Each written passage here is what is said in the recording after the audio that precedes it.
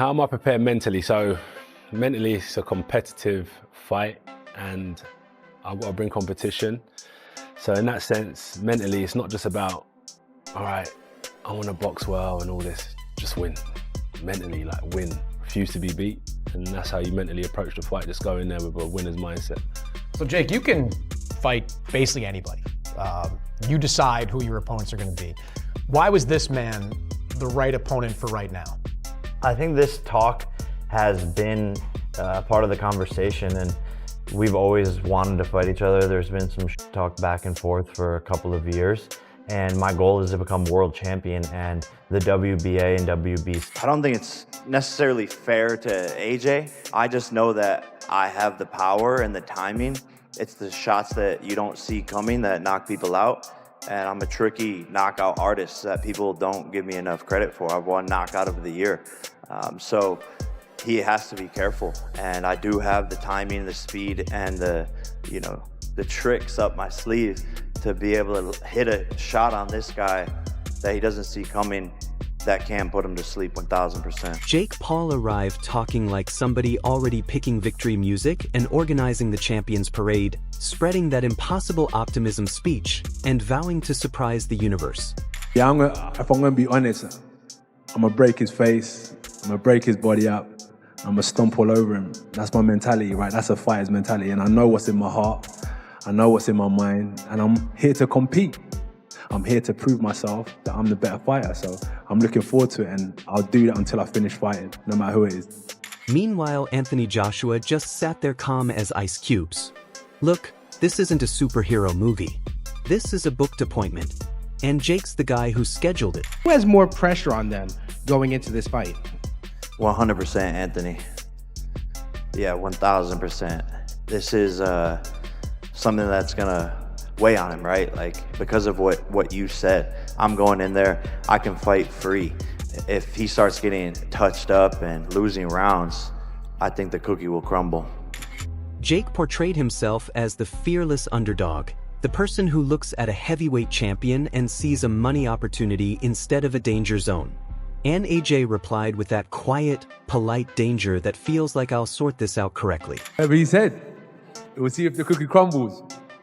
I don't know what to say. I'm confident in myself. Like, I'm not focusing on him. I just know what I can do, and I can't wait to show it. I'm not gonna crumble. I'm solid. I've been through wars, and I'm still standing super strong.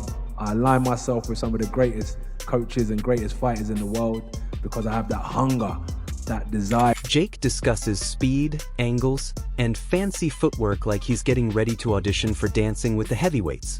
And Joshua calmly talked about force, patience, and making it uncomfortable. The kind of talk that makes you rethink your choices. I don't think there's any chance in the world, knowing what Anthony Joshua is a specialist at, he's a specialist at putting knuckles through your fucking brain, and that's what he's going to try to do to Jake Paul. And anything other than that, from a 34-year-old Anthony Joshua, will make us all think it's a fixed fight.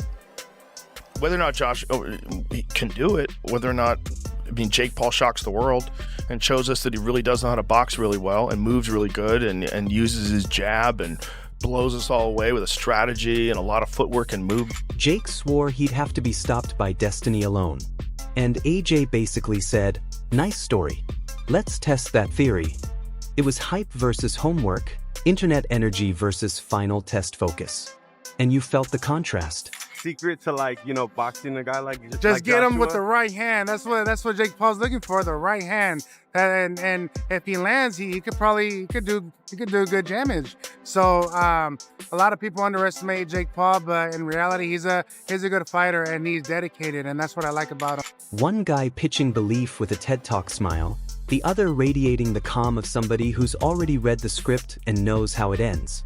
And just when you think the Jake versus AJ chaos couldn't get wilder, Eddie Hearn slides in like a calm taxi driver watching two sports cars argue about who's faster and just says, relax, lads. We've done the math.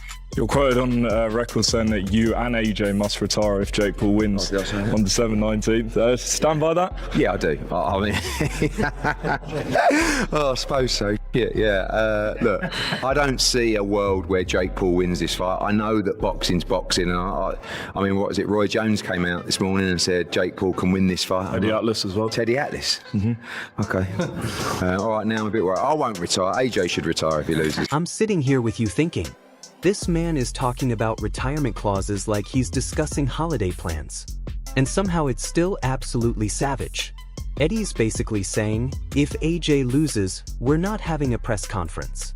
We're having a farewell tour. But he delivers it so politely you almost want to applaud.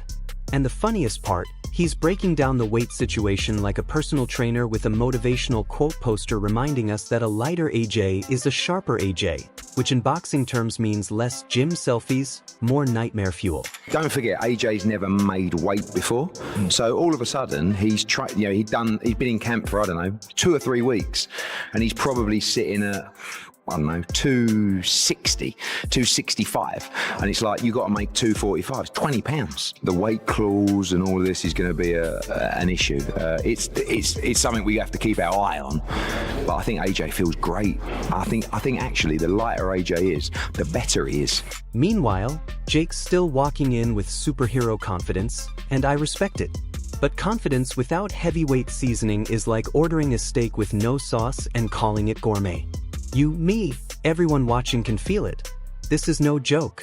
Camp AJ's treating this like a world title. And Eddie's saying it so smoothly. It feels like a royal announcement. So now I'm looking at you like, place your bets and grab your popcorn because one guy is dreaming big and the other guy is sharpening tools. And history usually sides with the craftsman who brought the toolbox, not the guy who brought the motivational speech.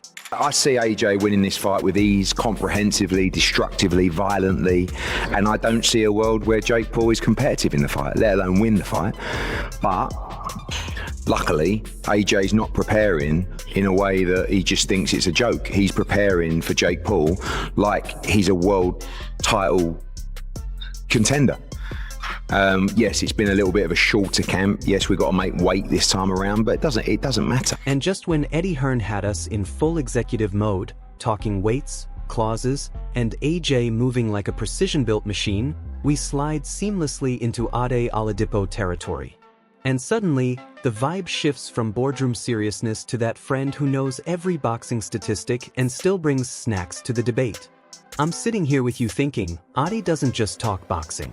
He narrates it like he's been personally wronged by every dodgy scorecard since 2009. One in the top 10, where AJ's taking it seriously. He's answering the questions direct that Ariel's throwing him. There was no, we're here to kind of fuck around. It's going to be easy. Give me my money. Let me run back to the UK. This was AJ's like, no, we're taking this seriously. And that ain't a good thing for Jake Paul.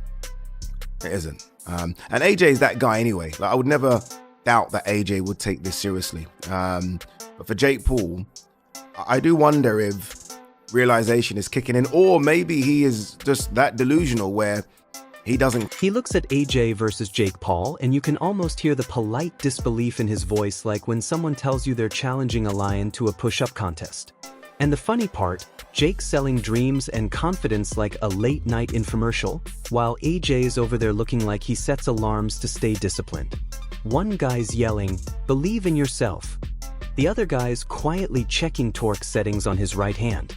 Then Ade starts sweeping across the rest of the boxing scene, and I'm with you, nodding like, yeah, this sport really said peace and quiet, and immediately canceled it. Fascinating press conference. I think one of the biggest takeaways was, and I think we knew this on the circuit anyway, that AJ had left Ben Davison, but he confirmed it. And then he said he's training with Igor. And I wish Ariel pushed him a bit more, because I have no idea who Igor is. I feel like I know quite a few people in this Alexander Usyk camp where AJ is and has been for a while now. But Igor is most certainly not Alexander Usyk's #1 trainer. So I'm guessing it's just someone in the camp. But AJ is now training with that. From British heavyweight scraps to world-level politics, it feels like every name is trying to headline a reality show in a fight card at the same time. But the way Ade frames it all, that's the magic. He keeps it sharp, grounded, and just self-aware enough to make you laugh without forgetting the stakes. It's like watching a seasoned coach explain chaos with a straight face. And I love it because you and I know behind every hot take and playful jab, there's that unspoken truth.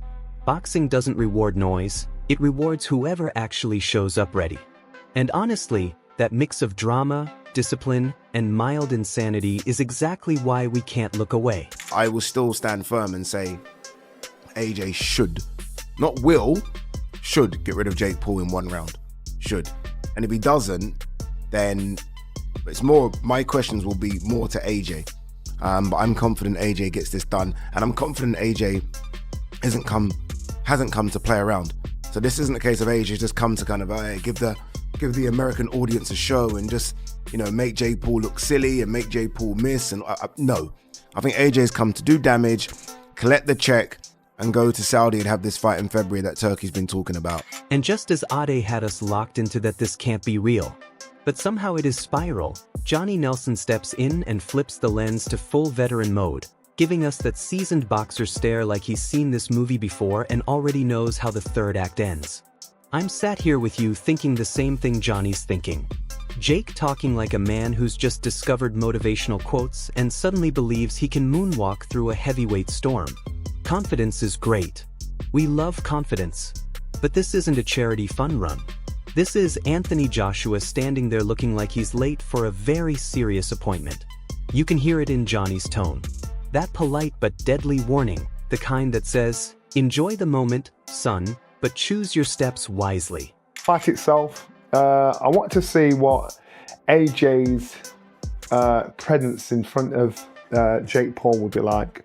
Because AJ, especially when it comes to fighting, is a serious dude. And I know Jake Paul, the problem child, he can be rude, he can be in your face. Remember when he snatched Floyd Mayweather's hat? And they do all the kind of things. Mike Tyson ended up slapping him in his face and standing on his toe. I think Jake Paul got there, looked and thought, shall I chance this? Now, don't get me wrong, Jake's boldness is almost impressive in a did he really just say that type of way. He's out here selling belief, narrative, disruption, the whole Hollywood trailer package. And part of me is laughing. The other part is checking to make sure AJ's gloves are properly secured. Because when Nelson reminds us that boxing isn't a playground sport, he's not joking. He's translating reality. Joshua doesn't need theatrics. He doesn't need viral moments. He just needs one clean invitation. And suddenly, the conversation tone changes real quick. It's like watching someone challenge a chess grandmaster with Monopoly rules. For AJ, I'm stuck in between. Because nobody on this green earth would actually turn down 50, 60 million to fight Jake Paul. And people that don't like this will probably watch it because they want to see Jake Paul getting knocked out. So what does it say about AJ and what does it say about Jake Paul? I think I was thinking upside down. For AJ, I thought, Mama's cashing out. He's cashing out because he's going down this minute line. But I thought, in reality, is it? And that's where the drama gets delicious. You, me, everyone watching knows Jake's mouth writes checks. His confidence loves cashing. But AJ's presence is the type that makes a press conference feel like a performance review. Johnny's basically saying the same thing.